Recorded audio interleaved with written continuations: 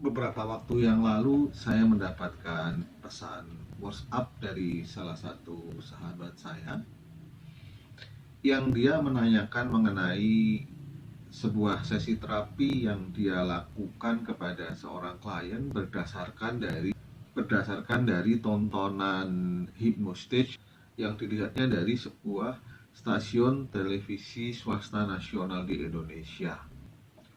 Intinya adalah mengenai kondisi kliennya yang terkesan agak ngeblank setelah dilakukan terapi eh, fobia pisang yang dilakukannya. Ketakutannya terhadap pisang memang sudah selesai, tapi orang ini menjadi bertingkah agak aneh, agak ngeblank, tidak seperti biasanya. Nah, sahabat saya tadi bertanya, salahnya di mana? Kok bisa terjadi seperti itu? Kita akan bahas situasi yang terjadi pada sahabat saya ini pada video kali ini. Let's check it out.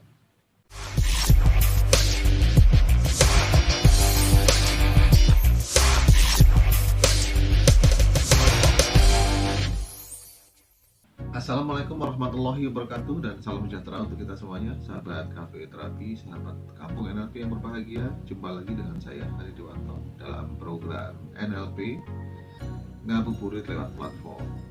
Nah, kita akan mencoba membahas secara singkat mengenai apa yang terjadi pada klien sahabat saya tadi.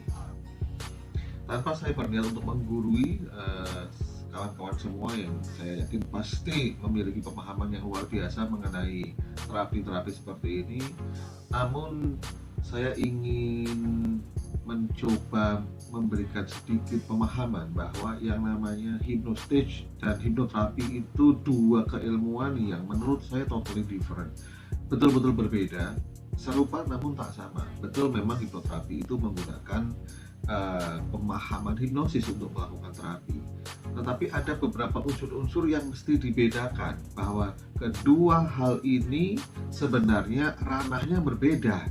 Maka kita akan coba untuk telah satu persatu di mana perbedaan antara hipnosis dan hipnoterapi tadi.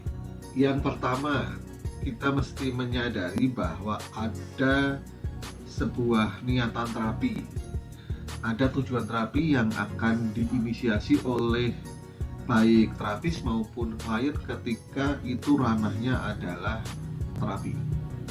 Dan goal klien dengan goal terapis ini mesti interlink each other, mesti terkoneksi satu sama lain dan saling mendukung. Bahkan dalam agama Islam ada satu hadis sahih yang mengatakan bahwa sesungguhnya amal itu tergantung dari niatnya, dan sesungguhnya setiap orang mendapatkan apa yang diniatkan. Kembali membahas mengenai goal tadi, kalau dalam ranah terapi sudah sangat jelas. Saya sendiri ketika menghadapi klien atau dalam kelas-kelas pelatihan, saya mengatakan bahwa setelah kita mengajarkan klien membuat goal yang terstruktur dengan baik, atau biasanya dalam NLP dikenal dengan WFO, Well Formed Outcome, maka sebagai terapis kita juga mesti membuat goal yang sejalan dengan goalnya klien. Berbeda dengan di dalam hypnostage. Dalam hypnostage biasanya yang memiliki intensi, memiliki niat itu hanya si hypnostage performernya, sementara suyetnya sama sekali tidak diajarkan untuk membuat goal. Mereka di sana betul-betul dijadikan sebagai objek untuk hiburan. Maka sebagai seorang hipnoterapis, inisiasilah goal dari klien ini dengan baik dan benar, yang biasanya ini dilakukan dalam sesi pre-induction talk.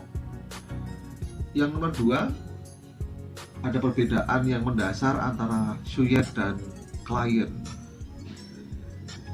Seperti kita mafhum bahwa ada satu kalimat di dalam hipnosis, all hypnosis is self hypnosis. Ini kata-kata yang dikatakan oleh Dave Elman beberapa waktu yang lalu gitu ya. Sebagai praktisi pemberdayaan bawah sadar, tentunya Anda juga sangat mengenal Dengan hal yang seperti ini, maka semenjak era Elman tersebut, para praktisi hipnosis mulai memperhatikan bahwa pihak yang mengontrol proses hipnosis adalah pihak yang dihipnosis. Bahkan jauh sebelum era Elman, tokoh yang dianggap sebagai pionir hipnosis yaitu Franz Anton Mesmer pun secara implisit sudah mengakui fakta ini. Dari mana saya bisa mengambil kesimpulan ini? Dari penyebutan orang yang dihipnosis, yaitu Suyet. Asal katanya sebenarnya adalah Sujet, yang berasal dari bahasa Jerman dan bahasa Prancis, yang artinya memang subjek, orang yang aktif berperilaku. Secara tidak sadar sebenarnya Mesmer sudah menyatakan bahwa pasien-pasiennya, klien-kliennya merupakan subjek dalam ranah terapi menggunakan ilmu magnetismenya. Meskipun kita maklum bahwa subjek merupakan seseorang yang melakukan sebuah aktivitas, namun entah kenapa secara bawah sadar ketika kita melakukan sebuah aksi hipnosis panggung, kita merasa bahwa Suyet adalah pihak yang bisa dimainkan sesuai dengan kemauan sang hipnotis. Dan lagi-lagi, sebagai praktisi pemberdayaan pikiran bawah sadar, Anda juga pasti sangat paham bahwa kata punya nyawa. Kata yang tepat diucapkan oleh orang yang tepat dengan cara yang tepat akan menghasilkan perilaku yang tepat. Begitu juga kata yang kurang tepat, meskipun dikatakan oleh orang yang tepat, dalam waktu yang tepat pun akan menghasilkan perilaku yang kurang tepat. Dalam ranah hipnosis, kita akan cenderung menganggap hipnotis atau orang yang dihipnosis sebagai Suyet. Sementara dalam ranah hipnoterapi, kita akan menyebut mereka sebagai klien. Ada perbedaan di sini antara Suyet dan klien. Menurut Kamus Besar Bahasa Indonesia, definisi klien adalah seseorang yang membeli sesuatu atau memperoleh layanan seperti kesehatan, konsultasi jiwa secara tetap dari kita. Artinya, seorang klien memiliki hak untuk mendapatkan layanan secara tetap yang bisa dikatakan berarti itu secara kontinu dan permanen. Beda dengan Suyet yang hanya bersifat sementara. Maka sahabat Cafe Terapis, sahabat kamu yang berbahagia, mulai sekarang sebagai seorang hipnoterapis, saya mengajak Anda untuk mulai menganggap orang yang datang kepada Anda itu adalah klien, bukan sekedar Suyet. Alasan nomor 3, ini ada hubungannya dengan kerjasama, teamwork, dan kerja bersama, work together. Banyaknya mitos miring mengenai hipnosis membuat persepsi orang yang ingin menekuni profesi ini mulai terdistorsi. Beberapa mitos mengenai hal ini akan saya sampaikan kok ini. Yang pertama, hipnosis memunculkan keajaiban. Yang benar adalah hipnosis tidak memunculkan keajaiban. Hipnosis adalah pembelajaran. Setiap fenomena hipnosis adalah respons yang muncul karena keberhasilan proses pembelajaran tersebut. Mitos selanjutnya, hipnosis berarti ketidaksadaran. Itu tidak benar. Yang benar, hipnosis ini sebuah kesalahan fatal.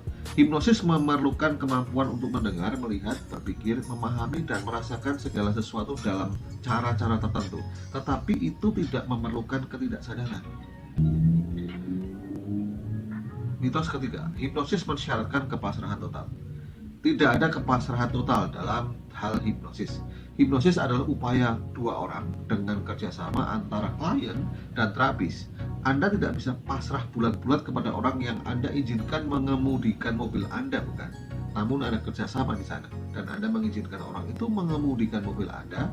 Ini adalah urusan pembagian tugas dalam situasi tertentu yang memiliki sebuah tujuan bersama.